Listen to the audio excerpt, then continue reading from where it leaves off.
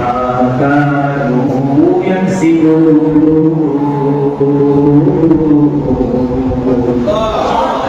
আল্লাহ সুবহানাহু ওয়া তাআলা বলেন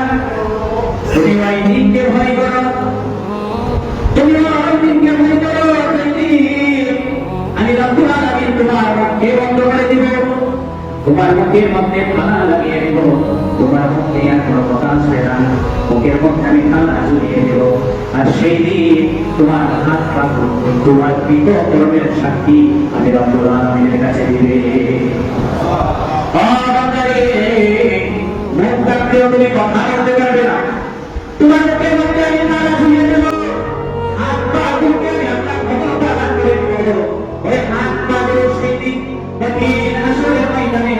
বিপদের সময় হিসাব নিকাশের সময় আমি আল্লাহ এই হাত পা দুটি ক্ষমতা দান করে দেব এমন বেশি ক্ষমতা দান করে দিব তোমার হাত তোমার পাশ তোমার শরীরের প্রতিটি অঙ্গ প্রত্যঙ্গে আমি ক্ষমতা দান করে দেব সেই হাত পা সেই তোমার বিরুদ্ধে আমি আল্লাহ আমিনের কাছে সাক্ষী দিবে